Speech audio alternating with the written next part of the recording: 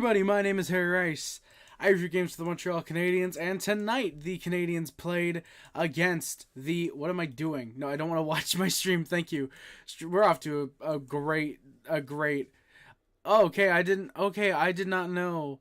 That's what the buttons up top are for. I'm someone who just streams and I don't touch anything else on the stream. Okay, but yeah, I review games for the Montreal Canadiens. Tonight we played the Seattle Kraken. It was a very exciting game, if you ask me. Very back and forth. Also, weirdly enough, kind of the opposite of what the past handful of games have been. And if you know the pattern, then it's weird that tonight we had a very good first period, an okay second, and a very poor third, which is very weird because it's usually the opposite. But you know what? Hey, I will gladly take it. So Randy is waiting. Well, we're live now, Randy. Hope you can come by soon. Suns would smash. Same here. Yeah, guys. I hope you all are having a wonderful night so far. I'm actually gonna move the mic over a little bit and turn the gain up, just so it's not completely in my way. I have a little bit of a clear area. Let's go, Fazio. How's it going? But yeah, if you guys could let me know, by the way, how the stream looks, how it sounds, all that good stuff, that'd be much greatly appreciated. By the way, quick update before we get into the actual game, because I know if I forget to bring it up or say I'm going to do it later, I'll forget. Excuse me, sorry. 25 Days of Harry is going swimmingly right now. I have 23 videos recorded, 23 of 25. 19 of them are technically uploaded. Obviously, most of them are scheduled. However, I will have at least one that is probably just going to straight up be premiering. And then, yeah, so the last two videos that I have to record are the Q&A, which is day 24, and the top 100 favorite movies of all time, which is, of course, the yearly way we end with day 25. So I just have those to record. I'll probably do the Q&A like 2-3 days before it goes up live. And then, of course, on the 24th as well, we do the Christmas Eve live stream we're doing on this channel, regardless on how it goes. I mean, the only way we don't stream is if the Wi-Fi is out, obviously, but even then, technically I could stream on my phone. I like that the first comment that pops up on stream is Flagios. That's funny. But yeah. And then, of course, the top 100 movies of all time. I am actually scripting it out a little bit compared to how I have been the last couple years. I usually just ramble off the top of my head, mention sometimes the plot, just mention why I like the movies.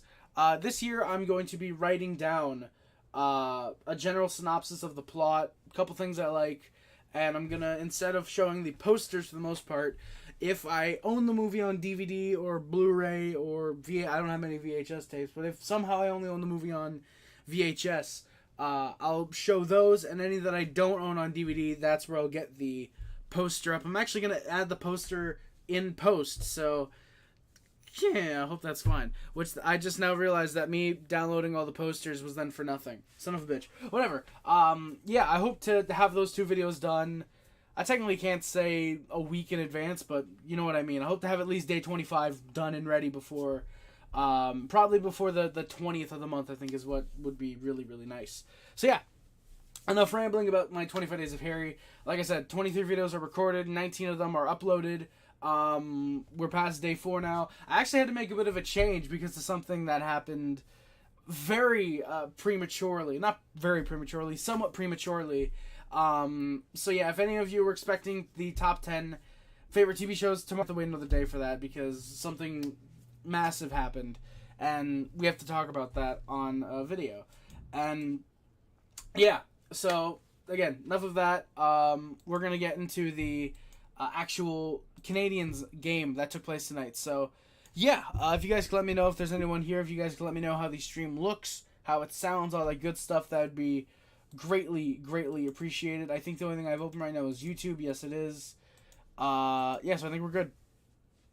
Alright, actually what I'm going to do, I'm going to turn off the Wi-Fi on, you know what, I will risk keeping it open, because it seems like we are doing okay so far. So, yeah. Alright, so yeah, the opening lines. If you're new here, by the way, we go through the lines for the Canadiens, my summary of events, recap. Then we go through the final Canadiens. I want to make sure that this is live, by the way. I'm pretty sure it is, because I don't think Randy's in the Discord. I just got to make sure it's not unlisted real quick. Nope, yeah, it is, because it comes up on my it comes up on the thing here. Yep, so I think we're good. Yep, I think we are fully goodalized, by the way. All right, so yeah, we do the lines for both teams, the recap, and then we do the stats for the Canadiens, all while I answer any and all questions, comments that come through the stream. And then we get out of here because, yeah, seems like it's going to be a little bit of a short stream tonight. Don't know if it will be if anybody comes by. We'll find out. But regardless, the opening lines for the Canadiens were Caulfield, Suzuki, Slafkovsky. So, Habs fans, you see what happens when you're patient? You get the first line that you've wanted for a while. You get Monahan, Evans, Anderson, Pearson, Dvorak, Gallagher, and Armia, Stevens, Ullinen were on the forward lines. Matheson, Lindstrom, Gooley, Barron, and Struble, Kovacevic on the back end. Sam Montembeault thankfully gets a start in net tonight. Jake Allen backs him up, giving Caden Primo the night off. I wouldn't know who goes in net tomorrow. My guess would be Caden Primo, that we're going to stick with this 1-1-1 situation. Given it is the Kings we have to play, maybe we go back to Monty, just sign him to an extension. I mentioned that last game. Go back to him maybe, and then Buffalo, maybe you give that to, say, Caden Primo. And then you give Allen the Penguins on the 10th. I don't know.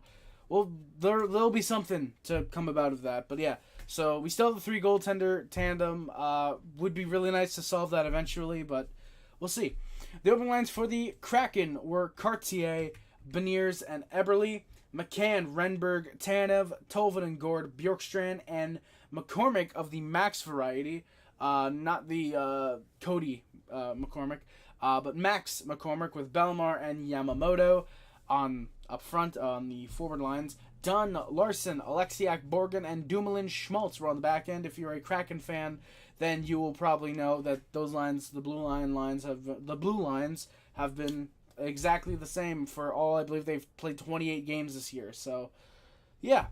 Philip Grubauer will get the start in net for the Kraken, and Joey Decord backs him up. I believe, having played their last game, the lines that I saw on for the Kraken's lines, it showed Decord in the where the starters spot would be. So I'm assuming he played last game, and yeah. So before the game, we have two quick things to mention. One, Arbor Jacki is fresh off the IR. He is off the IR. He has been loaned to the Laval Rocket on what is believed to be a conditioning stint.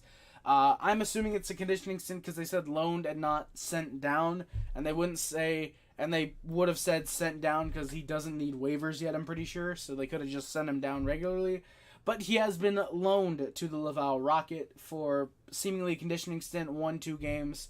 If the Rocket do play tomorrow, that'll be fun to watch. I'll probably give it a look-see. And, yeah. Secondly, today, December 4th, is, I believe they said, the 114th birthday of the Montreal Canadiens. So, yeah. December 4th, 1909, the Montreal Canadiens were created, and history was made in the National Hockey League. Actually, technically, I believe the National Hockey Association was at that point. So yeah, happy birthday to the Canadiens. Good to see the boys celebrate with a big win. Would have been really funny if somehow this game ended 14-1, and so it would have been 1 and then 14. Would have been really funny, but you know what? I mean, I'll take a 4. I'll take one of the numbers being here. Would have been fun if the game ended 4-1, but I mean, the Kraken had to score another goal, so I don't know. Yeah. But yeah, Gord is the first shot of the game just 20 seconds in. They get 2 quick shots in the opening minute, do the Kraken. Gord has apparently been really good against the Canadiens. He has 8 goals and 18 points in 15 games against Montreal. The Canadiens' top line then presses. Slav has a good hit on Beniers. There's some puck battles. Good chemistry already from that top line. They actually, at the second shift, it was the Dvorak line that took the first shift of the game for the Canadiens. But the Suzuki line would show big promise throughout the game, and I'm hoping that we keep them together next game against the LA Kings. We'll see if we do. I wouldn't blame Marty if we don't, because I think last time we played Suzuki, Caulfield, and Slafkovsky all together, it was against the LA Kings. But if it wasn't, then it wouldn't surprise me if they do stay together for at least next maybe handful of games, because they're against some kind of bad teams, more middling teams, until we reach the Islanders. It's either the Penguins or the Islanders up first. I think it's the Islanders. But, yeah. And then we score. The Montreal Canadiens. It's a good puck battle. Evan wins one. Loose to Anderson. Could have taken the shot. Passes it to Monahan all alone. Shot into the net. And it's a 1-0 Canadiens lead. So Sean Monahan snaps, I believe they said, a 14-game goalless drought. If you can be good and produce without any goals for a long stretch of time, you don't need to worry about the goals. Monahan hasn't needed to. However, getting one for the first time in 14 games does help his case. Habs' top line looks to press. Suzuki is a good backhander. That's held by Grubauer. Or as I put, Gruauber, as I put in my notes. Kraken then look for another shot. Habs did not let them get set up. Both teams go offside just about 7 minutes in. Evans' line has numbers. It's a 3-on-2. Shot is just wide by Evans. Thank you. Please stay on. Shot just wide by Evans. There's a good chance there. Habs then have another press, and they're going to the PK. So what happens is the Canadiens get a near 2-on-1, almost kind of 3-on-2, with Dvorak and Gallagher. Dvorak's on the left side. Galley's kind of coming down the middle, more in the right circle. Devo passes to Gallagher. He shoots. Grubauer is out of his crease to make the save. And Matheson, he's skating in with a Kraken near him. He ends up running over Grubauer, tries to kind of jump to get over him, ends up, I think, clipping him. Thankfully in the shoulder, not the head with a knee. It looked like it was the shoulder. Runs into Grubauer because Grubauer comes out of his crease for the save. Matheson, it's like skating. Matheson's like skating here. Grubauer just comes out, and it's like a second before contact. He's barely able to jump over him. That's why his shoulder gets fucking Matheson's knee. But either way, surprisingly, that's a penalty. The officials immediately put their hands up, and the Canadiens are going to the penalty kill. Matheson gets called for goalie interference. I didn't think that was a good one. Monkey see, monkey do. Is that what's supposed to be? Hear no, see no evil, sons. Is that what that's supposed to be? Is that supposed to be see no evil? Because that would make sense as the monkey. I know there's a little statue with the monkey, see no evil, hear no evil, speak no evil, whatever. But yeah, why did I just start a game of ring domination? I'm fucking live right now. This is not gonna go well. Just a regular old monkey. Thank you, sons. I appreciate the monkeys. Actually, what I should do, I should pretend like I'm looking on the on my phone for the stats. That's what I'll pretend I'm doing. But yeah, Yotes are currently thrashing the Caps. I did see that, Faggio. That is brutal. I saw last time I checked it was 5-0. I know Michael Carcone has a goal. I love Michael Carcone. I don't know if the Canadians. Sorry, I don't know if the I don't actually know if the it's 6-0. Yeah, I was about to say. I was gonna say I don't know if there was any more goals scored, but yeah, there is. So yeah, Yotes are currently thrashing the Caps. Yeah, I just read that. It's now 6-0. Randy, yeah, believe me, we're gonna get to that, my guy. We are absolutely. Fuck, I can't. Damn it, I was gonna just back out. I have to use my picks now. Sorry. But yeah, absolutely. Andy had a really, really solid pass to Monahan, and had a good pass from him now, and had a good pass from Evans. So Evans with a good pass, Andy with a good pass, Monty with a good goal. Checks out. Playoff hockey in Mullet Arena. I told you guys. You guys had to let me fucking cook. I told you guys. Fucking Arizona, they were gonna come out of the woodwork this year. They were going to be good. I told you guys, and nobody wanted to believe me. I said it. Oh, Randy, yes, the milk carton is gone for now, my guy. If he goes another 5 games without a goal this year, which something tells me he surprisingly won't, but if he goes 5 games without a goal, that's the point we're getting the milk carton back. But it feels nice to have this little extra space here now. It doesn't look like the stream, like my webcam gets freaking cut off because I have a milk carton there. I still have the milk carton image. I didn't delete it, but obviously it's not a visible source right now. Do I have the Habs win? Okay, I do. I had to make sure I had the Habs win thing up real quick. So yeah, if you guys, by the way, can let me know how the stream looks, how it sounds, all that. That'd be appreciated. I'm gonna turn the gain up just slightly. Yeah, Fagio. Carcone has been elite so far. Like, even if you take out his hat trick, he still has 9 goals in 22 games, something like that. So, Carcone's been pretty solid. I hope... Last time I checked, I think he has 11 goals, actually. So, he might have gotten a second tonight. I know he has one for sure tonight, Fagio, but... Very solid. And Suns absolutely, dude. Playoff hockey again. Playoff hockey in Mullet Arena. It's going to go off. I know it's going to be very fun. Kraken press after a couple Habs clears. Montembeault making some pad saves off of the extension. I don't think he realizes it hasn't kicked in yet, so nobody tell him, please. But Monty with some pad stops there. Habs are 1-for-1 on the PK tonight. Pearson then has a close shot.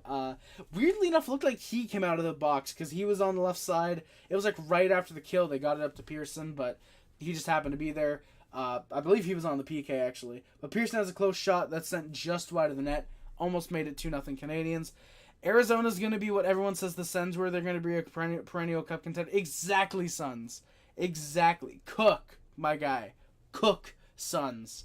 Dude, exactly. Like, it's funny that people will look at Arizona and Ottawa, and they'll go like, oh, yeah, obviously Ottawa is the better team because, like, it's Ottawa. They're not Arizona. They're not the Coyotes. They haven't been building up draft picks by taking on dead contracts, you know. They haven't been doing a smart thing, you know. And then everybody looks at Arizona as a fucking joke when it really is the opposite. Because you look at Arizona, again, take on dead cap. What is it? Jakub Voracek, Shea Weber, who is it? They took on, I think, Pavel Datsyuk and got Tony DeAngelo as a result of it or something like that.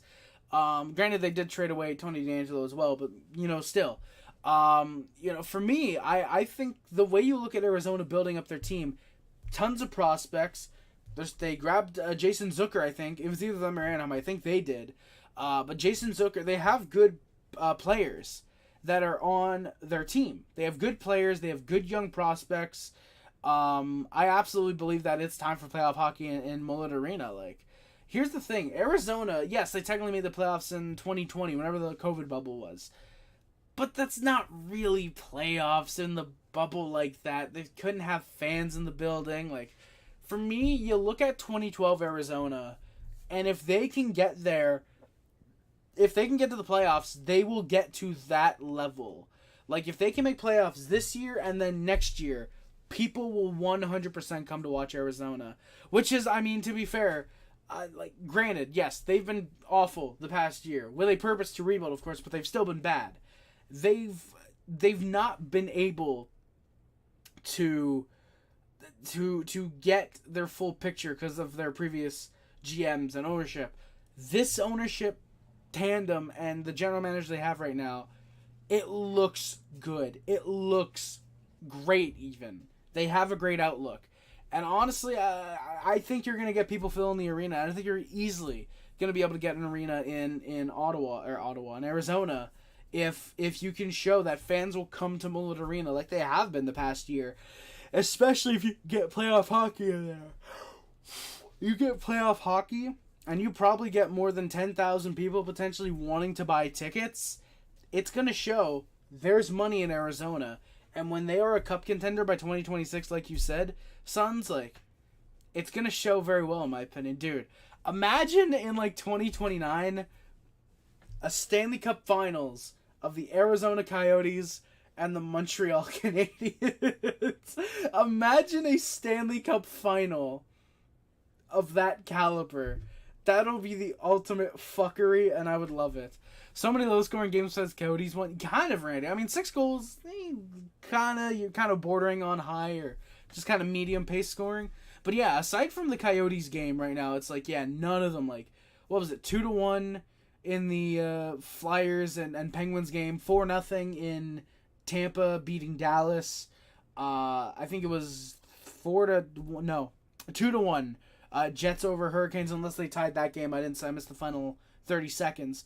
Really not a lot of scoring right now. And as far as I can tell, last time I checked, the Blues game was scoreless so far. Ottawa is bottom 3 Suns. Yes, they are. And also, they are bottom of the division, which is absolutely hilarious. I love that Senators fans were all up on their high horse saying that, oh, we're clearly better than the Canadiens. We have a much better roster. And with a healthy Josh Norris, They're bottom 3 in the league. Genuinely hilarious. I trade away Tony D as well. To be fair, yeah, Sons, I probably would too, but just, it's like, hey, it's Tony D. You don't just trade him for nothing. Zucker is a Coyote. Thank you, Sons. I appreciate that. I forgot if he was on that team or the Ducks, but yeah. Did you see the GTA 6 trailer, Wolverine? Yes, I did. There's a reason that the GTA games in my possession are behind me. Not every copy of every GTA game. Fuck it. Real quick. Stream hasn't been delayed enough. Let's do that real quick. Let me get the rest of the GTA games that I own up real quick. Yeah, I can because the PS2s are there. So, PS4, that's the only one I have. Xbox, where are yous? I think I have some on 360. Yes, I do. You're over here. Come on. Thank you. Why not? Let's get these on stream as well. So, we'll do 5 over there. We'll do a copy of 4. Where's 4? There's a copy of 4. We'll do a copy of San Andreas. Where's another copy of San Andreas? 360, because that's the most bugged version. Vice City. We got a copy of GTA 3. And then down here we got a copy of 5. We'll get a copy of 4 and a copy of San Andreas. So that is every copy of a GTA game that I own. We got them up on the shelf right now. But yeah, I did see the GTA 6 trailer, Wolverine. I've been seeing all the memes that are coming out about it right now. I think it's pretty funny. I'm excited for the game. I don't want to spoil too much because I do have something coming soon. I don't want to spoil my thoughts, but I am excited for the game, and I'm very happy that it's coming out in 2025. The Calder race, Bedard, Faggio, yeah, pretty much that's all it really is. And also, speaking on GTA 6 real quick, that is a game that is going to make me buy a PS5. I guarantee it. Either a PS5 or a brand new PC. And I just got this one last year. So, yeah. If it's supposed to be if it's as good as people say it is, there's a very good chance I buy a PS5 for GTA 6. There's a very good chance. Ottawa has the most annoying fans in the league. Wolverine, yes, they do. There's some good ones. Lucas C for one, obviously. But yeah, they have some very, very annoying fans. It seems like every year for the past 5 years, it's very much been a case of, hey, how can we be really stupid? Oh, let's just say we're cup contenders every year. And then they go out and they say they're cup contenders, and wow, big surprise. You're not a cup contender. Who would have thought? Actually, technically, I just realized it's not every copy of a GTA game I own, because there's a copy of GTA 4 for the PS3 I didn't put up, but yeah, fuck it, who cares? It's just a loose game. Anyways, at this point. Ain't no way they showed IG Live in the trailer. Faggio, yeah, that's what I was saying. I know they meant, it was something like that. And I was wondering what they could do with that, and I go over that in the video that I'm making, but it's interesting that they showed that off, because I am curious as to how extensive that is. And yeah. Harry Rice, Bob's Cannon, Bob's your uncle. How's it going, my good sir? Pleasure to see you in here, my guy. Always good to see you. Seeing the GTA 6 trailer released, realizing it's coming out in 2025. To be fair, Sons, most people thought it'd be 2027, 2028, just to announce they're working on it, but when GTA 5's trailer came out, the game released 2 years later. When the GTA 4 trailer came out, I think it was a year and a half, but it was still, there was still a decent amount of time. So it's not like GTA 6 announced and then 6 months later we're going to get GTA 6, So I was expecting probably 2-3 years, but yeah, 2025, good release date. Favorite game in the series, Wolverine, that's tough because you really have to look at all of them. 3 I've never played. 3 I've played for 5 minutes. Didn't care for it. Again, only 5 minutes, but still I gotta... And technically this isn't even all of them because I own the fucking PC version of the remastered trilogy. Yes, I regret buying it. But I own the remastered trilogy.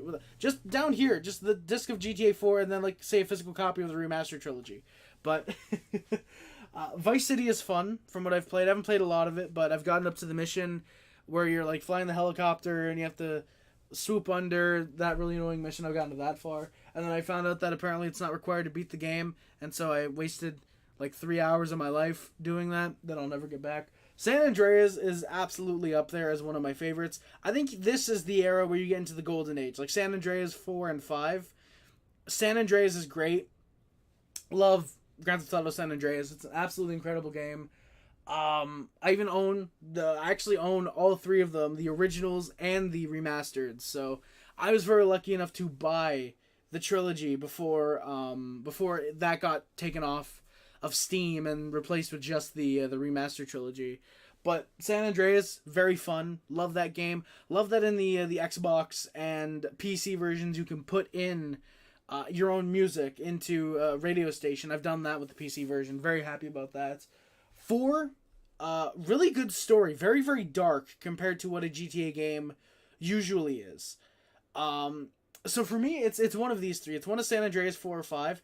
I think 4, it depends on how dark you like your storylines. San Andreas on either how ghetto you are or how much you just love having fun, just want to somewhat arcadey. I don't want to call it arcadey, but a very sort of unrealistic kind of GTA. Very good. It's very good, but you guys know what I mean. Or GTA 5, which might be my favorite. It's between 5 and San Andreas. I just have a lot of fun whenever I play GTA 5. Like, whether it's on the PS4, the PS3, the 360, or the PC version, which I got for free thanks to Epic Games. Don't know why they would do that, but yeah. I love GTA 5, and I'm really hoping that GTA 6 is a further step up from what GTA 5 is. So for me, I think I would have to say right now, I would have to say GTA 5 right now. Beforehand, though, it did used to be San Andreas. GTA 4 was always a number 3, but it's kind of neck and neck with San Andreas. It's kind of neck and neck with San Andreas now for number 2, because I went back and replayed the story on, I want to say it was the PS3. It couldn't have been PC. Yeah, so it had to be PS3. I went back and played it on the PS3, like 2 years ago, 2-3 years ago. And I played the story and I was like, wow, this is really good. You know, I was like, wow, this is a really good storyline. So yeah, for me, like I said, probably 5 just because I have the most fun with it. 4 might have the best story. 5 might have my favorite, but I think 4 might have the best story. And then San Andreas, solid, incredible game, very, very fun. If I want a GTA where I can just go in and I want to load it up, just have some fun, it'll be San Andreas. If I want to drive around, it's 5. If I want to play the story, it's usually 4 I want to go back to. So, it's incredibly, like, very, like, it all depends on what I want. So, yeah. Okay, sorry. Enjoyable game tonight. Highlight Harbor. I agree. I'm sorry that you came in and had to listen to some rambly GTA talk for like 5 minutes, but definitely an enjoyable game. Very fun at points, kind of at others, but overall, solid game. Definitely, we are going to get back into the notes in a little bit. I'm actually going to highlight where I am just so I don't forget. Yeah. PC release probably won't be day one over, and I know that was the case for GTA 5. It took, I want to say, 2 months, a month, something like that, to get the PC release. I might be underestimating how long it took. GTA 4, I think, was day one, but just because they worked on that with the regular versions. But yeah, I'm probably assuming GTA 6 won't be day one on PC, which means it gives me all the more time to save up for PS5 if I can even find one of those goddamn things in 2 years. GTA 7 release soon. New news about a possible release. Exactly, Fazio. Dude, that's what all those untalented GTA clickbaiters are doing right now. GTA 6 trailer plus GTA 7 release or reveal. It's like Jesus. Like, it's like, are you kidding me? Like, why? You know, it's like, why? Talk about 6. That's the one people are going to look up, and they're not going to look up GTA 7, you know? There's, like, one dude that I forget his name. It's, like, Mr. Something. I forget what it is. He always makes the clickbaity content. It's just like, God, I lose brain cells every time I try and think about that dude. GTA 7 will come out in 2088, dude, probably. Wolverine, though, does make a good point. GTA 6 might be the last one in our lifetime, and plus it likely completes the HD trilogy. That is true. Because you guys look at it, 3... is kind of related to 4. They're both, I believe, kind of dark stories. 3, I want to say, is Liberty City, same as 4. Vice City's obviously 6, and then San Andreas and 5 are connected with Los Santos and San Andreas being in there, and apparently you can... Mr. Boss for the win, exactly, Fazio, thank you. Mr. Boss for the win, God, just... But yeah, and apparently you can find CJ's home in GTA 5, I think. I forget if that's just mods or you can actually find it in there. I've never been able to find it myself, unfortunately. But, yeah, so, like, it would make sense if they do every 3 games is those 3 locations. I should go back and play some 3. Would you guys, by the way, be fine or be interested, say, during the Christmas Eve live stream, if I go in and play some GTA, like, if I load up one of the remastered trilogy games, would you guys watch that? Like, if I just, like, talk to you guys for, like, an hour and a half, played, say, some, like, Vice City or San Andreas, what I should do, whichever one I load up, I should have a glitch counter and up that manually where it's like, oh, that's a glitch, boom, boom. Or, like, see if I can get it on, like, my phone. I don't know if I can get Streamlabs on my phone, but get it to where it's like, oh, okay, update that on my phone real quick. That'd be fun, I think, for the Christmas Eve live stream. I don't know. We'll see, though. Wait, I still got freaking questions to get to. GTA 6 will determine whether or not I'm going to buy a PS5. Sons, exactly. Like, me too. Like, I'm going to start saving up whenever I can. I want a freaking PS5 just for GTA 6, dude. Like, it also doesn't help that, GTA 5 is on PS5. So, in 2 years, if it's like $20-$30, if it's to the price where some freaking PS4 game... I got GTA 5 on the PS4 for like $30, $20, something like that, you know? And so for me, I absolutely, if it's $20-$30 on the PS5 by the time I get one, then yeah, 100% I'll buy another copy of GTA 5. I am part of the problem, in case you guys haven't noticed. I am part of the problem. Not the GTA Online problem, but just whatever whatever Rockstar puts out, if it's not Red Dead Redemption, apparently, I will buy it. Or Max Payne. I do not have any of the Max Paynes yet. I really should try and buy Red Dead 2 sometime. I think they even released a Red Dead Remastered. I think I should try and get that sometime soon. Hey, Randy, welcome back. I saw day 3 of 25 Days of Christmas, 25 Days of Harry. I feel you have a lot of movies, I do, Randy, 100%. Like, I buy a lot of movies, and it's for various reasons. Obviously, some of them are movies I've seen, and it's like, oh yeah, I want to own this. Some of them I buy because I want to watch them. Some of them are given to me. Like a lot of the movies I think I mentioned, my sister gave me, because she knows I love movies, I love DVDs, and so she'll just give me some stuff like Wimbledon, wherever Wimbledon is at this point. Like, don't really have an interest in watching it, but I'll own it because it's part of the collection. So cool, why not? It's weird. Like with the video games, it's like, okay, I can get those on my computer. I'm not missing anything if I say downloaded legally bought, I should say, GTA Vice City on the PC off Steam, legally bought it, and then sold my PS2 copy. I'm not missing anything. I'm not missing any extra features as far as I know. You know, but with a movie, for some reason, it's like, if I were to sell Naked Gun 33 1/3 for some reason, that wouldn't feel right to me. Firstly, it's part of a series of movies, but say Lucy on DVD. If I were to sell that, it'd feel like, I don't want to get rid of a movie. You know, I'm weird like that. So there's definitely a lot of movies that I haven't watched, but I feel like if I buy a movie, I am somewhat more likely to watch it, especially because I have the DVD drive now. Weirdly enough, my computer didn't come with one. Makes sense, but weird. You know, so I feel like if I own a movie, I am more likely to watch it. And I think the hope for next year is that I start watching a lot more movies that I own that I haven't seen that I want to see.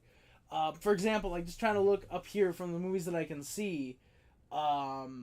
Youth in Revolt. I want to watch that. That's in the Wise. I want to watch that.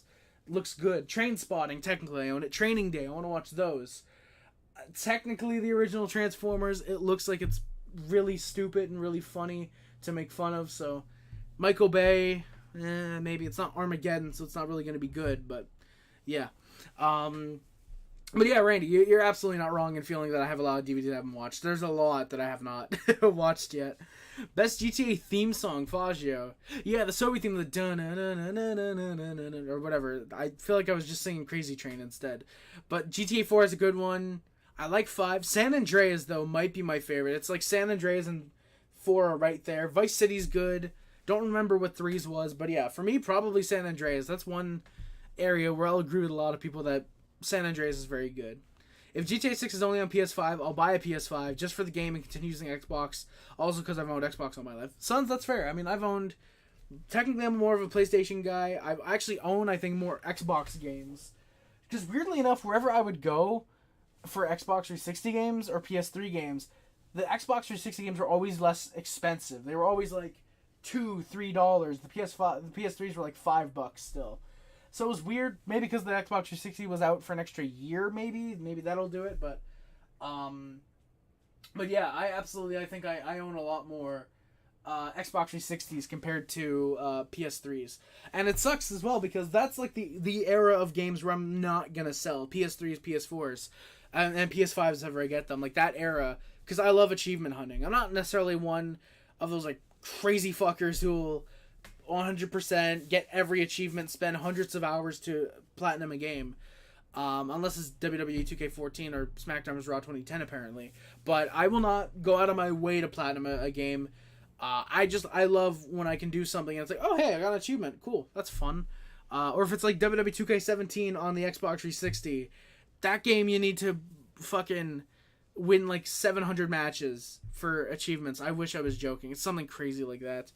And I wanted to do that, but then my Xbox 360 broke, unfortunately. So yeah. Hey, Highlight Harbor. I'm glad GTA is solid, you think, and yeah, I'm glad that you don't mind the talk. Then, thank you. Hey Harry, they kicked it in after 2 periods. Anderson's a mofo. Yes, he is, Jeff. Absolutely. The Kraken, I think, kicked it in gear. The Canadiens really played a good first half of the game, but definitely the second half to me, a little bit of a struggle. But overall, I definitely would say a very good win, very poignant win. Let's hope that we can keep it up for the next game against the Kings, because I'm starting to hate playing the Kings again. Yeah, Faggio, Mr. Boss for the win. I fucking hate the dude, my guy. Like, Jesus, like every time I see one of his videos in American Midfield, it's like, why? The thing I loved about GTA 4 is that yes, the story expansion DLC, Lost and Damned, Baldigate, Tony. I mean, Wolverine. That's weird because like I'm sure you know this already, but for anyone that doesn't. GTA 5 was as well supposed to have story DLC. It was supposed to be like Zombie Michael story, Special Agent Trevor, and I forgot what Franklin was supposed to be the zombie, and we don't know what Michael's was, or something like that. It was supposed to have story DLC. It was announced that there would be story DLC, and then they just went years without it happening, and they eventually turned it into one of the heist DLCs. It's for online, so yeah, there was supposed to be online story DLC. There was supposed to be story DLC, but just unfortunately never came to fruition. Baldigate Tony is genuinely something I love. I love Baldigate Tony. It's also funny, by the way, that I own a copy of 4 on 360, but the primary versions I own are Adventures from Liberty City, which, by the way, real quick, let me go on a very, very quick, small rant. But GTA 4, technically, you can't really say on next gen because it's not on the PS2, which is something very weird. I would have assumed they would have put this game on PS2, but low key, kind of glad they didn't. But yeah, so GTA 4 Episodes from Liberty City. You guys might notice something, and that's with the PS3 version. They have one disc, which you might be thinking, oh well, that's really cool. You got the entire game on just one disc. That's cool. They were able to fit all 6 gigabytes on this, right? Well, for real quick, you look at this version on the 360. Okay, you got 4, and then you got the episodes. This takes up, well, technically it's only 2.4 megabytes to save. Son of a bitch, you're not going to say how much you are you?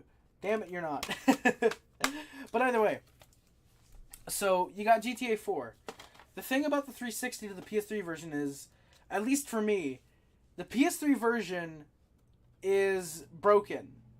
Because I would load up the PS3 version, try to play the main game, and it would never end up loading unless it was at the start. Every save data for the original game was corrupt on the PS3 after a while. Baldigate Tony and Lost and Damned worked fine, but the actual main game just did not work. And every time I even like uninstalled the game, reinstalled it, played through all my progress with the other games, 4 just wouldn't work. On the 360, you don't have that problem because it's either you're playing 4, or you're loading your other disc to play Lost and Damned or Ballad of Gay Tony. So that's something I never liked about GTA 4. But that's kind of beside the point because I can play it on the PC. If I want to play the PS3 version, I own... Where the fuck is it? Oh, it's over here. I own the PS3 version, so I could just kind of play it whenever I wanted. So, yeah, tomato at this point, really. I just read that. Yeah, I definitely wish that GTA 5 did have story DLC, though. Mr. Boss for the win sucks. Thank you. Zach Nolan coming in the chat. Don't know if you're still here, but hell yeah, man. Mr. Boss for the win sucks. W. Big Jets win, too. I did see that, Zach. Thank you for beating the Hurricanes. I was about to say the Lightning, but then I realized, fuck, you played the Hurricanes tonight. But yeah, definitely a massive, massive win. Hell yeah. Glad to see the Jets won. Harry, I just checked the latest Vegas odds. They have the over-under at 60% of the movies you have that you've actually watched. Over-under, 60% more or less. Oh, God. I have no clue. I'd honestly put it at like 40%. Would I say 40% watched? How many movies do I own? I actually gotta look on my app real quick. I have an app that if you guys don't know what CLZ movies are, no, I don't want to load a random movie. But yeah, if you guys don't know what CLZ movies are, or what CLZ movies is, there we go. It's a database where you load up via your barcodes or just the name of the movie or whatever, and you can categorize your movies, whatever. It's absolutely incredible. I paid like $20. Oh, okay, so you shake. Okay, I didn't realize that. You shake. That's kind of cool. Okay. But yeah, no, I don't want to load. I didn't want to that time. But yeah, that's what I use to categorize all my movies. I have 1,095 movies. That's not individual DVDs. That's 1,095 movies. It is getting close to at least 1,000 DVDs though, for sure, and that's including the TV shows as well. So for me, if I were to exclude, say, about 100 for the TV shows, it's about $9.95. Then say approximately 30, 40 DVDs with multi-DVDs. That's about $9.60-ish. Yeah, I'd say about 50-50. I'd say it's about a 50-50 that I've watched to not watched ratio. Maybe closer to 45, 55, but I don't know. It depends on how close you want to get, how accurately you want to get. Maybe that's what I'll do, boys, because I have this app. Maybe what I'll do is I'll just like, oh wait, never mind. Oh, the app does say that I've watched. Okay, wait. Well, actually, no, that doesn't work because I haven't, like, categorized every single movie I've watched. The app does let me know movies that I've watched. So can I, like, just... No, I don't want to... Fuck. How do I do this? Other fields. Can I do watched? I can't. Okay. But anyways, whenever I get the chance to, I'll go through and just, like, mark all the movies I've seen on here or whatever, so... But yeah, maybe that'll help me get a better sense of how... Actually, wait, there's like a pie graph I can do. Is there not? I swear to God, there's like a pie graph that I can do. Statistics. There. Okay, movies by format. I do not own many movies at all. Okay, so according to CLZ, keep in mind, I've not done much. I've done maybe up to the start of the Bees. I've only seen 62 movies in my collection. That's obviously not... That's obviously not the amount of movies I've seen. Weirdly enough, boys, as well, fun statistic, I own the most movies from 2006. Weird, I would have thought that'd be 2002. I own a lot of comedies as well. 508 comedy movies. Obviously, I own 13 Tarantinos. I own 21 movies with Samuel L. Jackson, 17 with Sean William Scott. So, I'm probably the world's biggest Sean William Scott movie. What the fuck did I just say? I am stupid sometimes. Jesus Christ. But yeah. A huge win. Perfetti, no point is an L. I mean, that's kind of every Jets game, I feel like. It's just Perfetti, no points. I was going to call him Faggio Perfetti. GTA 6 Online is going to be crazy. Dude, Faggio, it will be, like... Here's the thing. I really hope it's not just, like, kind of half-assed story and then every bit of actual focus on GTA Online. I really hope if they do, they just focus on online once the game comes out and they put a lot of focus into the main game. Because, yeah, they did that with 5 and it worked pretty well. So hopefully they do that again with 6 and that hurt. Wolverine, yes, Trevor Phillips is my favorite character in the whole series.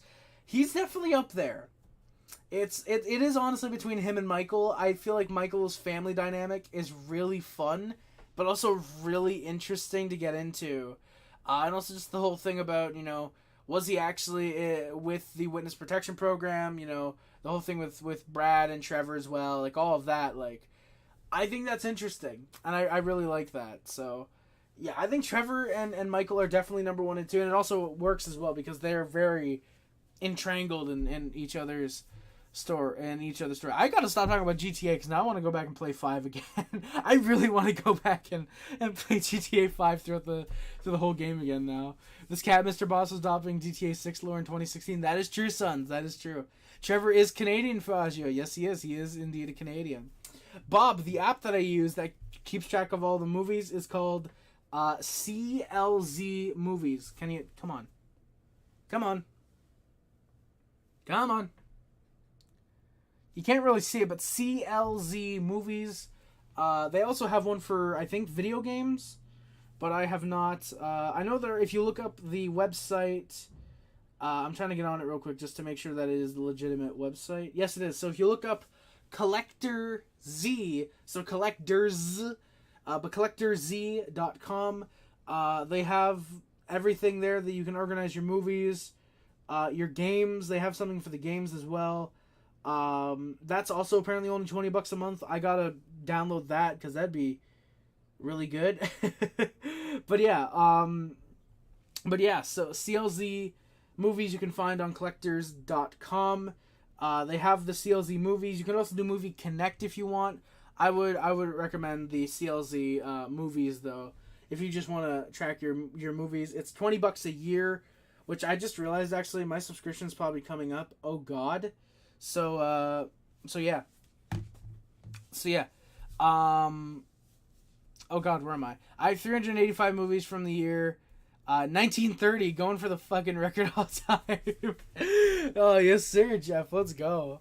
Hell yeah, 1930, let's go, baby. Because as well, like, I know if I get back to that statistics thing real quick, I think I can, okay, so this is actually really cool right here, boys. So I own, in total in my collection, 990 movies and 105 TV shows.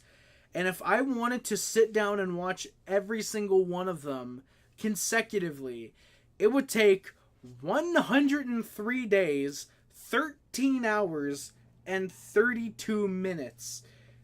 This is without me getting rid of any other movies. Now, of course, I've seen some of these movies, so more likely, and keep in mind, that's also including the TV shows, I'm pretty sure. So in total, it's probably 90 hours. You get rid of some of the TV shows that I've seen and some of the movies I've watched.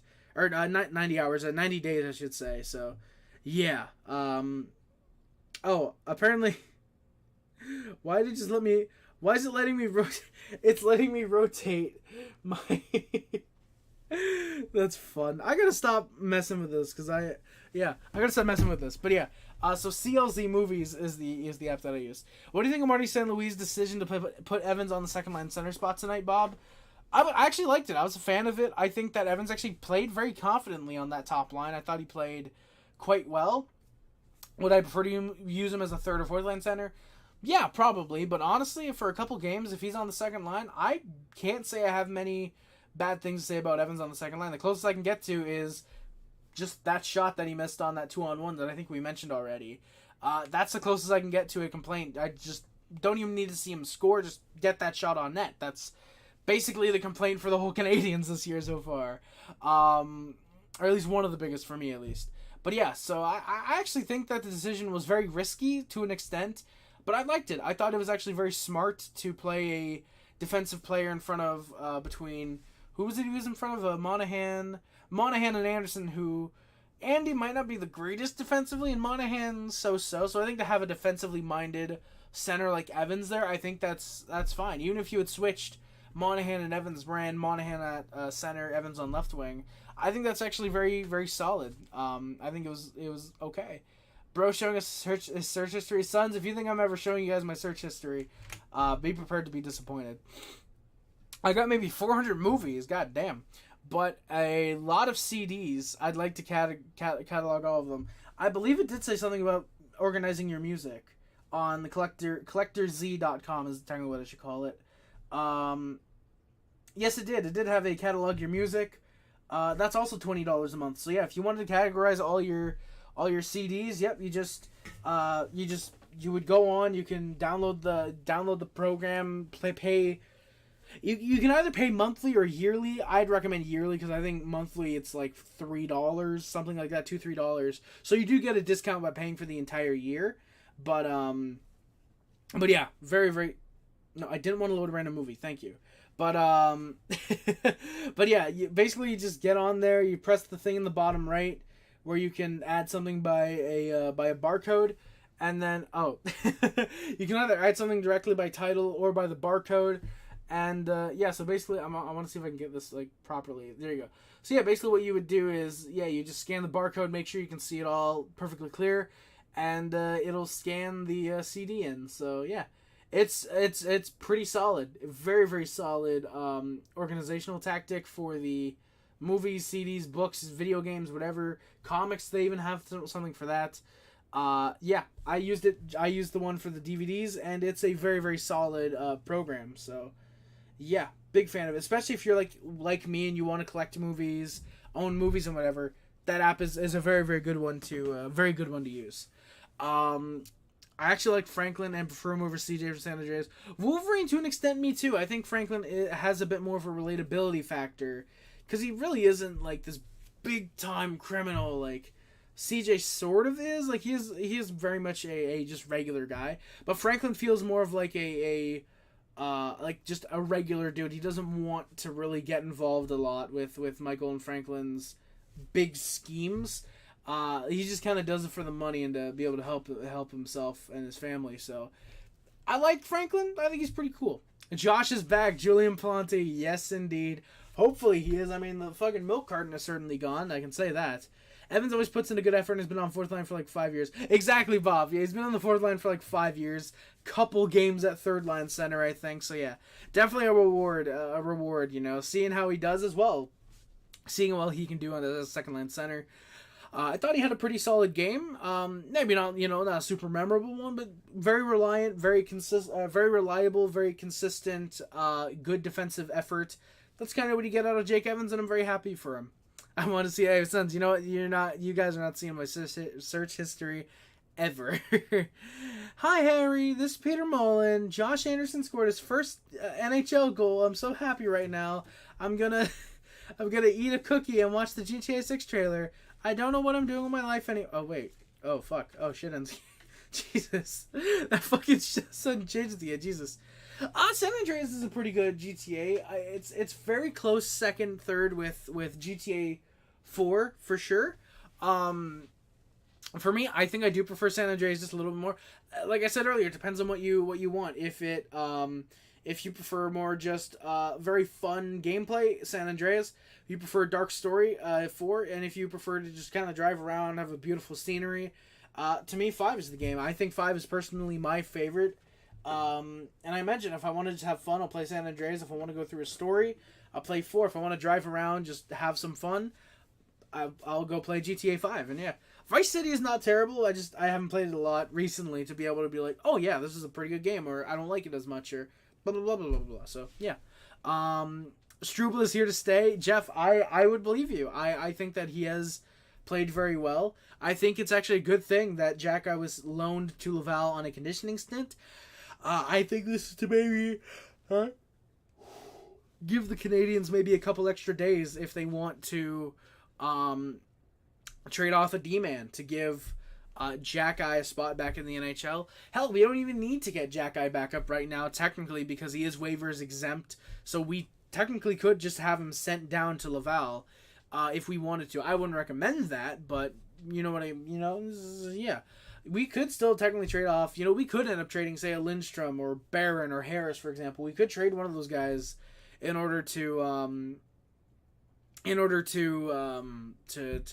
keep Struble and Jack in the lineup. So, wouldn't be surprised if that happens. If we end up seeing a trade, hey, Gustav Lindstrom has been traded for a third round or fourth round pick. I don't think it'll be Lindstrom because he actually is playing quite well with the Canadiens. But say a Jordan Harris, for example, he's been traded for a second round pick or whatever. Blah blah blah blah blah. So wouldn't surprise me entirely once Jack-Eye is like fully ready. I assume after one or two Laval games, but we'll see. Where am I? I'll see that search history. No, you won't, Sons. Don't worry. No, you won't.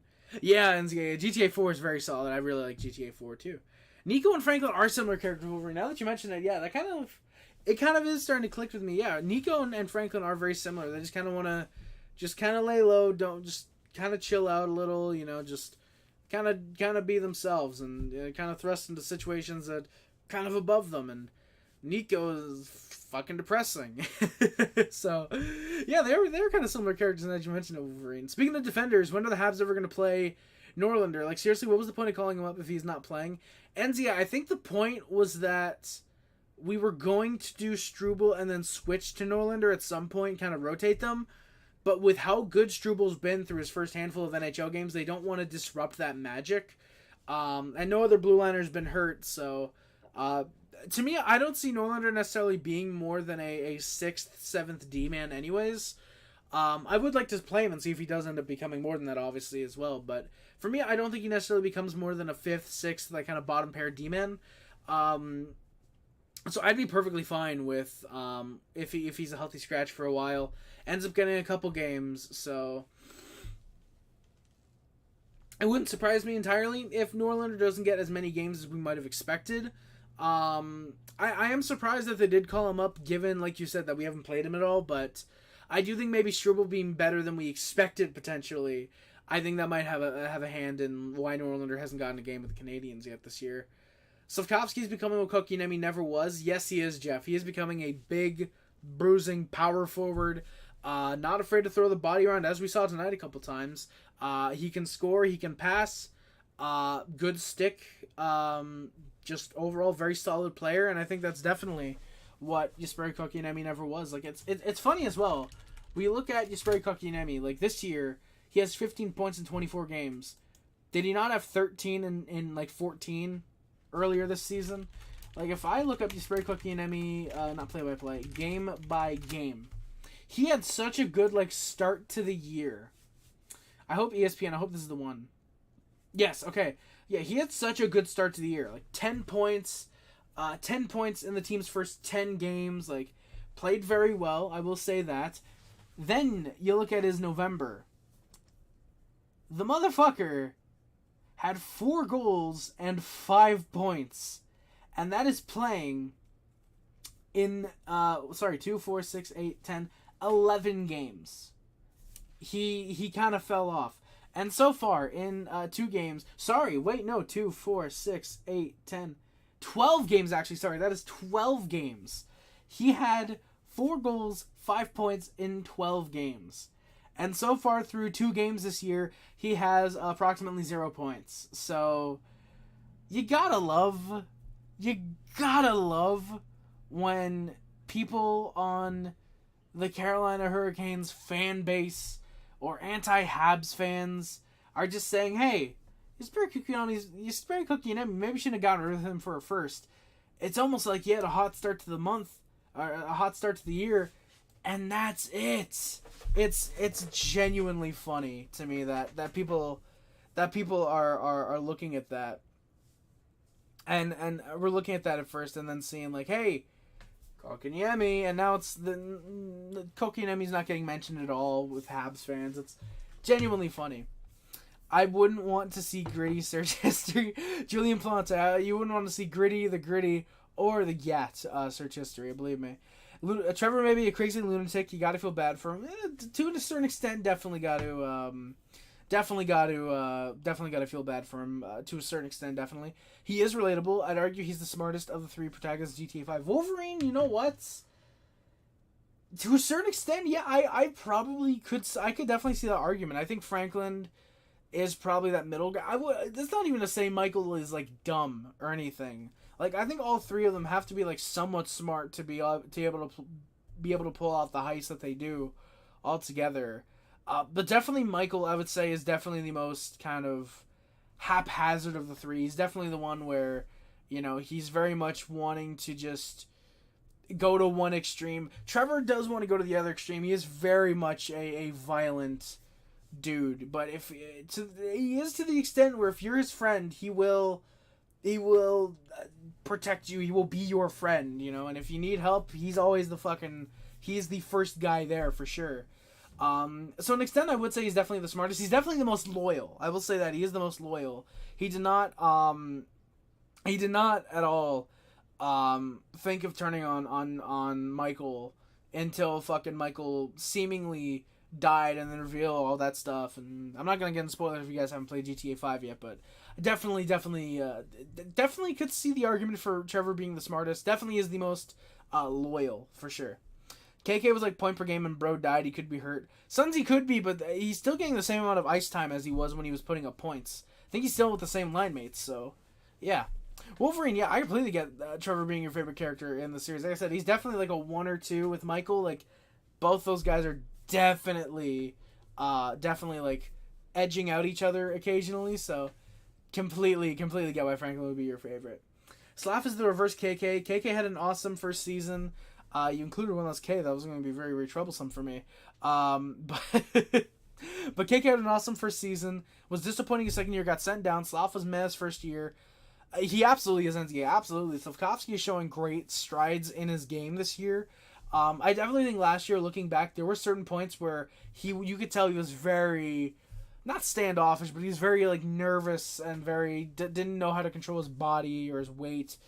How to use his body and how to, when he should be shooting, whatever. But this year, especially the last, 12 games, you can definitely see, even if he hasn't been putting up points right now, you can tell there's immense potential with Slavkovsky. He has a great shot, very good vision, good strength on the puck, solid strength off the puck, not afraid to throw the body, good passing.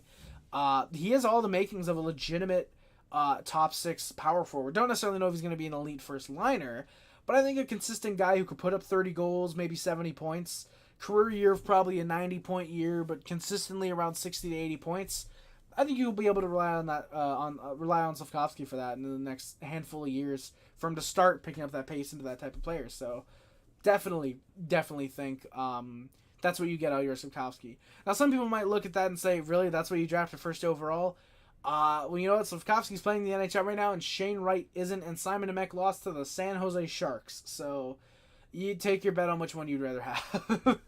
Carolina has a team. I thought the Whalers were still playing in Hartford. NCAA, you know what? Me too, but I figure why not? I'll look ahead into the future to where they unfortunately move Hartford, probably. Bob, exactly. Kotkaniemi so far this season, 24 games played, 8 goals, 7 assists, and -3. Exactly. So I've had a great power rush through both crackheads defensemen tonight. Got pulled down. That is true, Bob. That is true. We'll mention that when we get the penalty. Absolutely, we'll mention that when we get to that power play for the Canadiens. But yeah, very good power rush through the defenseman. Gets pulled down, draws the penalty. Slav seems to be pretty good at that, getting through defensemen. Not necessarily going to blame him for not finishing on most of those chances, but he does draw the power plays out of them. So I definitely think Slav played very well on that play, and we'll get to that for sure. But definitely very, very, very strong play for sure. I'm over here, Stro. Yes, haircut. Thank you, Sons. I appreciate that. Thank you. Moly shit is another thing for Kotkaniemi. Gallagher gave us great energy in the third, and they fucked the Kraken down the stretch. Monty played plus. Jeff, to a certain extent, I would agree. I think Gallagher on that first Kraken goal was very alarming. The way he iced the puck out there for almost 2.5 minutes instead of just trying to just chip it out of the zone, just try and force something to get it out of the zone instead just no fuck it, just send it down the ice, get an icing. Like, that was concerning. But he was solid in the third period, I will say that, and we definitely did get the Kraken down the stretch. We did definitely get them to not get them off their game. We definitely did. And Montembeault, absolutely, for a dude only getting paid $3 million, he looked like a goalie who's getting paid $8 million. Didn't make necessarily a lot of the pretty cross crease glove saves off the post, or off the goal line, I should say. But he played very well. Great reliability there. Had a very, very strong game. Did Sam Montembeault. The Kraken press after some Habs clears. Monty makes some good... Oh, wait, no, I already... Did I already get that? Yeah, Pearson has a close shot just wide of the net. Sorry, okay, I already got that. There's a turnover by the Habs. Beniers in front gets stopped by Montembeault. Has to be very on his game, and he was there, very on the ball. Montembeault would be. Canadiens then press after some Kraken turnovers. Grubauer was stepping up. Then there's a sudden turnover, a 2-on-0 for the Canadiens. Slav gets it to Suzuki, and a big stop with the glove hand of Grubauer. Nothing that we could have done differently there that would not have resulted in a goal 97 out of 100 times. That's one of the three where it's just a very good stop. Kraken then suddenly get a burst of shots. Montembeault making some good chances. Back the other way, Pearson jumps on a rebound around the net. Big stop by Grubauer, though. He's been very good through the first, aside from that one goal, which you can't even blame on him. Pearson almost looked like it might have been in the net. They showed the replay, and yeah, clearly it was not. The pad doesn't even get close to going past the white line, or going past the blue line, unfortunately, so... would not be a 2-0 lead for Tanner Pearson, who is on a 20-game goalless drought right now. Maybe he could have been someone that I put on a milk carton. Him and Andy would have been very good friends. However, I'm not going to spoil anything for later. Okay, Harry, getting late for me here now. I'm off like a prom dress. Keep your stick on the ice. Cheers. Go Habs, go. Go Habs, go, Bob. Thank you for coming by, my good sir. Much appreciated. Hope to see you in the future. Like usual. In the final minute of the first period, Seattle pushes. Montreal almost comes in offside, but nothing amounts to much. Shots in the first are 13-10 for the Kraken. Montreal, though, with a 1-0 lead after 20 minutes of play. Oh.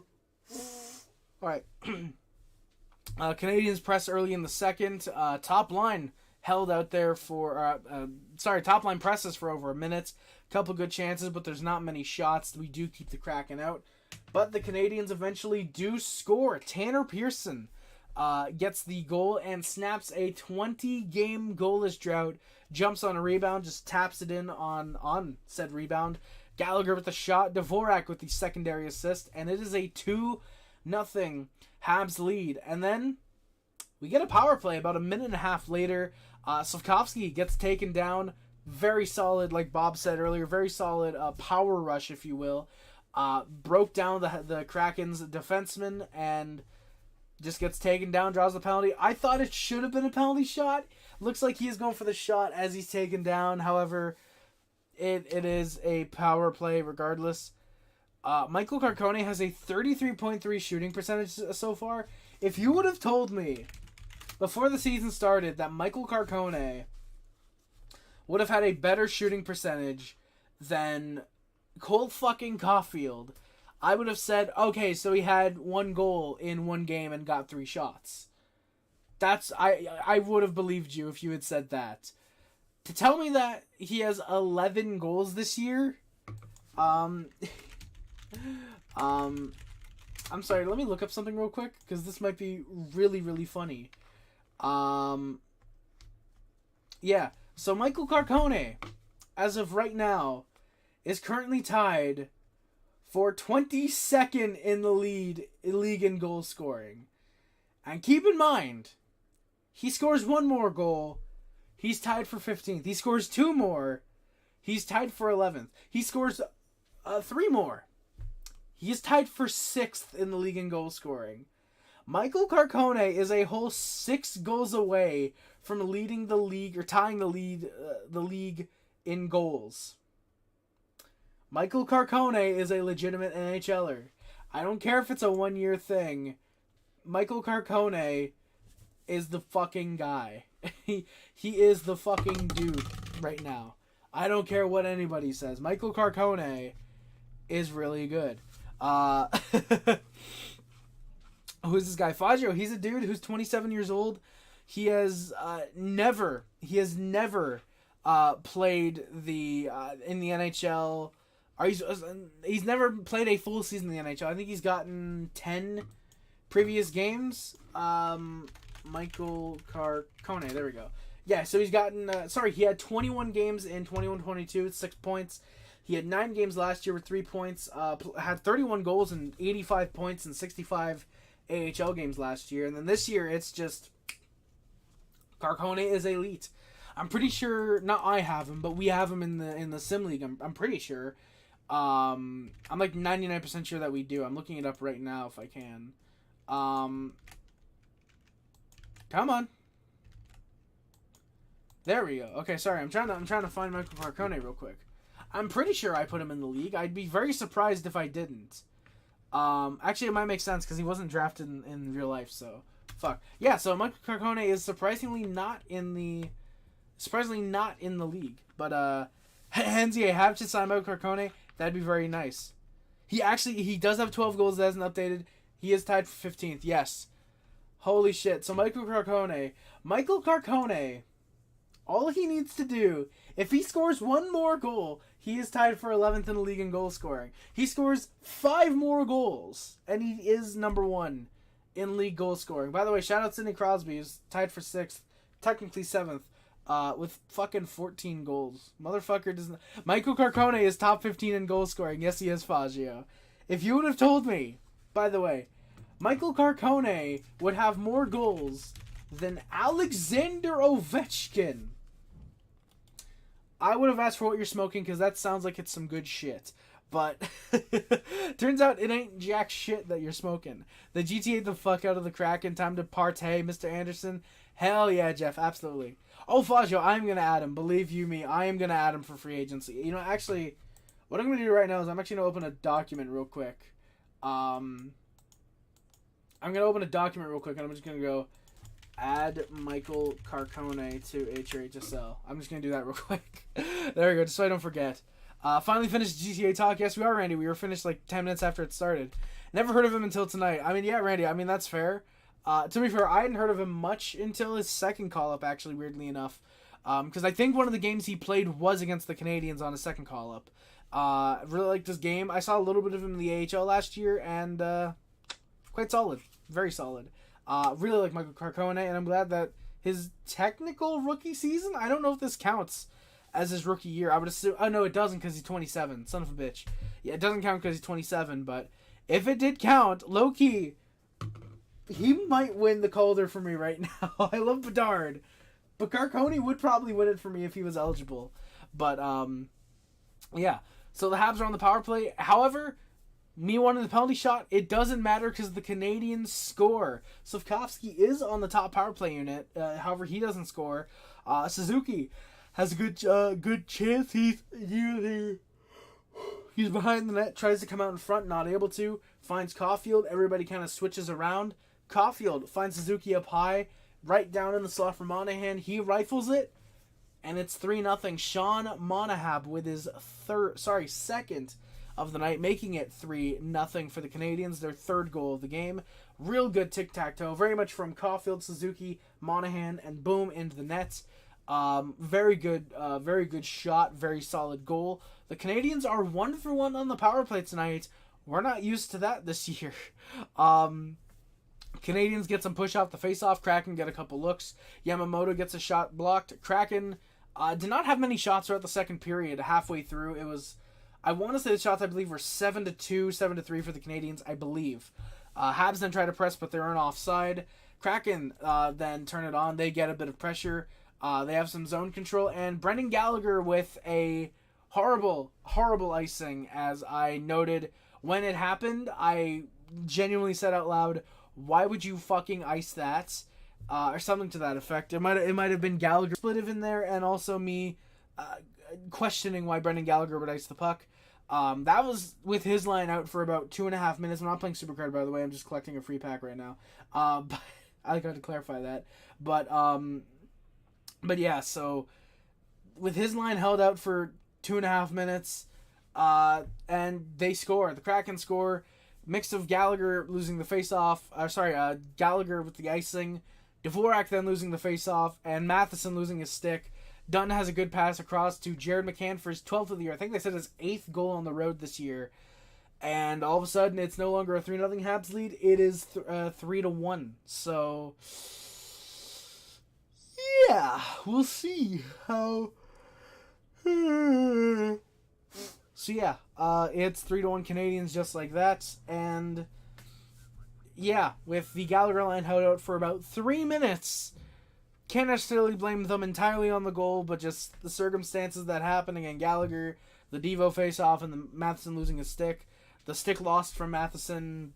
Yeah, it's kind of all sucks. But I mean, if Matheson had a stick, he would have been able to poke check. But that just sucks.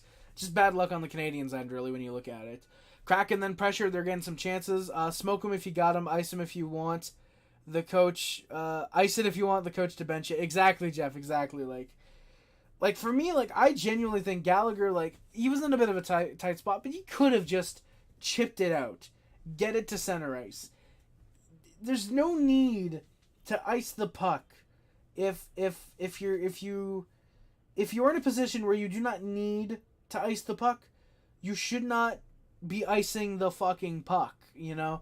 You should not be icing a puck if you do not need to. Werenski has 58 shots. He scored one of them. How many shots does Josh Anderson have? I want to find out actually what is his shooting percentage. And actually, Zach Werenski shooting percentage. Fox Sports is weirdly enough giving me this. So this year he has a 1.7 shooting percentage. His average is actually right about a 7%. So, you know what? To be fair, I will give this. The Blue Jackets would probably rather him not scoring, but be in the lineup and be productive over him play fucking 13 games like he did last year. I'm sure they would rather him being healthy, which is ironic because they were actually better technically with him without him last year than they are with him being in the lineup this year. So yeah, Kraken push. Monty doing whatever he can to make some saves. The Habs were kind of out of it after the Gallagher icing and the goal and all that. However, Anderson off an Evans pass goes 5-hole with a minute 25 left. Good stop by Grubauer. Shots are 21-20 for the Kraken. Habs do have a 3-1 lead, though, after 40 minutes. So the shots in that period, I believe, were 10-7. It ended up being for the Canadiens. But the Kraken do still have the lead.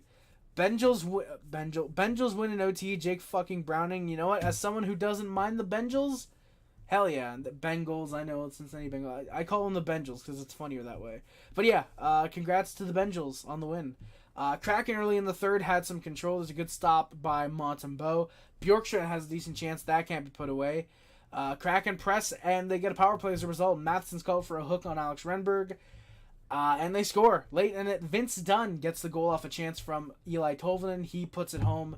Or as I put it, that makes it home. Off a chance from Tolvanen, that makes it home. That's what I should say. It's top shelf past Montembeault. There were some screens in front. Monty didn't get a great look at it, so unfortunately, it is 3-2. Habs with about 16 minutes left in the period. Habs are 1-for-2 on the PK tonight. Habs don't get much. There's a couple rush chances. Kraken have some good lockdown D to stop any opportunities. Kraken then press. Bjorkstrand was all over the Canadiens tonight. He had a couple good chances. There's an Alexiak shot near the net. Monty was tangled up. Alexiak, actually, Vince Dunn sounds like a porn name. Kind of a little bit. I can kind of see why you might think that a little bit. That's kind of funny. Yeah, I see it a little bit. Yeah, Alexiak also had taken the stick of Slavkovsky away. It looked a bit like a hold, but apparently the ref just told Slavkovsky to hold the stick tighter. I thought that was kind of bullshit. There's a wrister from the Kraken that goes off the crossbar. Habs back the other way. Slavkovsky's stick is hooked up. No penalty. Caulfield's then hit from behind against the boards. Thankfully not super hard, but still a little bit hard. No penalty. Galley in the zone gets tripped and hit from behind. There's no penalty there. So what easily could have been a 4-minute 5-on-3, or a 2-minute 5-on-3, results in 0 fucking penalties for the Canadiens. So, power play for the Canadiens, I should say. Anderson has a shot that's blocked. Kraken are back in numbers. Not many chances, though they want to tie the game, obviously. Suzuki then gets held down by a Kraken coming out of the zone. There's no penalty. Suzuki and Slavkovsky, though, get found on a 2-on-1 by Caulfield. Shot is stopped by Suzuki. Rebound, he can't bury it. Almost looked like he was trying to go for the goal that he scored one time. I forget if it was against... Might have been the Jets. I forget. But where he takes the shot, He takes a shot, and then the rebound from like behind the net, he's able to put it in off the pad and in. He did that a couple times. Not a wraparound, but it's more of just like a weird, like, he's here and he just like kind of wraps it. Sort of a wrap, but not exactly because he's not fully wrapping it around. But yeah, wasn't able to put it there, unfortunately. Habs fans then sing the Olay song with 5 left to play. Nobody takes left stick away. He takes your stick and won't return it. Exactly, Jeff. Exactly. Slavkovsky ain't gonna fuck around with that. If it ain't Jamie Oleksiak, if it's someone else, he's gonna fucking pick up his stick, slash yours out, and he's gonna throw it into the goddamn stands. He doesn't care if he gets a penalty for it. He'll fucking do it, probably.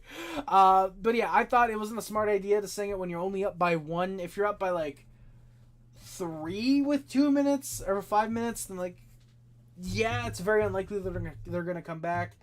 I even think singing it with like 30 seconds left, if you're only up by a goal, then that's a little risky, kind of playing with fire. But yeah, we'll see if it ended up paying off. Don't look at the score up there, please. Don't do that.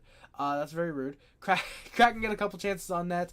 They're pressuring. Habs come back. They look to get a ball busting goal. Galley has a shot deflected wide. Grubauer goes to the bench with 2 minutes left. Monahan causes an icing as he tried for the hat trick into the empty net. Kraken press. Monty on a scramble has a few good chances. And finally, that fucking monkey is going into goddamn orbit. Josh Anderson from his own zone into the empty net. He has his first goddamn goal of the season, unassisted, at least as far as I could tell. Last time I looked, the goal still appeared as being unassisted. I'm going to see if I can find it right now. If they do have it listed, otherwise I will update the assists. But they do still have the goal as unassisted. So Josh Anderson, as an unassisted goal, takes the milk carton and the monkey and boots that shit off faster than you could say, holy shit, Josh Anderson has a goal. It's a 4-2 Habs lead. I don't care. Andy probably doesn't care. Nobody cares that it's into an empty net. He takes that dud and turns it into a 1 at the very least. Everybody goes over to him. Monty even goes over, give him a little pat on the head. Caulfield on the bench was making out with Andy. It looked like he kissed him on the helmet. Everybody was happy for Andy. Even me and my dad, we were smiling from ear to ear because of Andy's score. And I probably yelled the loudest I have in a while for a Habs goal. Because it was halfway down the ice and they said, Anderson with the shot! And then it goes in and just... It's good to see Josh Anderson get a fucking goal this year. It's good to see that 0 go to a 1 for him now. It's really nice to see that. And that's the game. Still remember in Jose Theater. I do remember that, Jeff. Not that I remember it like I was watching. I was like a newborn. If it even happened when I was born at the time. I know it was 02. I forget if it was early or late. But I have seen that highlight a couple times. And yeah, that is a beauty of a goalie goal. You gotta love that shit. You gotta love that. So yeah, that is the game. Canadiens with the win 4-2 in regulation. The final shots are 33-30 for the Seattle Kraken. What a big win for the Canadiens. Firstly, getting back to NHL 500, still technically 3 games under if you look at the OT and shootout losses as an actual loss, but NHL 500. But also, if we did want to compete, we are we are still 2 wins, basically 4 points out of a potential playoff spot. I mentioned in the description 2 goals, 4 points out of a playoff spot. Even though we do have 3 games out of hand, I don't know if you. Because I know you can say in hand. I don't know if out of hand is a thing that you can say, but I'm making it up now. So yeah. Good night, Harry. Hey, Randy, thank you for coming by, my good sir. Much appreciated. Go watch Sixth Sense. Still good if you know the twist. I'm sure it is, Randy. I'm sure it's still a pretty good film. I should watch it sometime. Like I said, I gotta go through on my phone. I gotta go through I'm actually gonna load up CLZ movies just so I can do that once I get off stream. But I think that's what I'll do. Is I will. I don't want to load it. What a great randomized movie. Age of 17. Love that movie. I gotta go through and check off all the movies that I've watched so I can make like a list. That's something that, like I said, that's what I want to do for my movies is firstly go through CLZ, find all the movies that I've watched, find all the ones I haven't, and then once I get all the movies that I haven't watched, get the make a list of ones that I want to watch, and yeah. Jeff, good night, Harry. Great content. So much fun. Thank you, Jeff. Bobby, hey, Junior. How goes it? Bobby, it's going very good, man. Hope it's going good for yourself, too. I hope you're having a good night. I hope everybody else is having a good night, too. How's it going? How's it going, Bobby? Thank you for coming by. And yeah, so, like, I wanna get, like I said, a list of movies that I want to watch, like, I don't know, I'd probably put, like, just looking at the top of my list right now, 28 Weeks Later is probably on that list, 1408's probably there, I was gonna say about Schmidt, I've seen that already, there's movies that are definitely gonna be on there, so, I'm hoping, once I sort through the list of movies, it starts giving me ones that I, like, when I sort through my... Actually, let me try that now. Let me see if it actually works. Real quick. Those are DVDs and Blu-rays. Okay, so I'm going to have to go through the list myself. Whatever, I don't mind. But yeah, so I definitely do want to make 2024 the year of watching a lot more of my collection than I've already seen up to this point. But yeah. So, what we'll do, boys, is we'll go through the stats for the Canadiens. And we'll, I believe, yeah, okay, the chat is still popping up on stream, good. So we'll go through the final stats for the Montreal Canadiens, and we will get on out of here in a couple minutes. My voice isn't necessarily going yet, but I think it's still good to preserve it at least a little bit. I still gotta get some, what is it, I think it's honey and tea or something like that. I gotta get that occasionally for when I'm on stream, and I think we're gonna go along, which thankfully we haven't so far. The Skyline series is one to look up. I remember I used to own Skyline. It was one of the bootleg movies I used to own on DVD. Skyline, yeah, from 2010. I thought it was 2011, but yeah. I remember seeing this movie. Or not seeing this movie. I remember owning this movie. Nobody that I recognize in the movie, but I do gotta check it out for sure. Wikipedia is still not on the market. Yeah, who would have thought? It's not on the market. Yeah, I'm glad there's no ads on fucking Wikipedia. Oh, there's sequels. I did not know there were sequels. God, Beyond Skyline and Skylines, plural. I did not know there were sequels. I'll have to check those out, Jeff. Thank you for recommending those, my good sir. So, with the chat covered right now, we'll get into the stats. Like I said, we'll work our way out of here in just a couple minutes. Nick Suzuki has 7 goals, 15 assists, 22 points. Cole Caulfield has 7 goals, 13 assists, 20 points. Mike Matheson, 5 goals, 13 assists, 18 points. Say it with me now. Remember when he wasn't playing like a top 15 D5 games ago? Yeah, me too.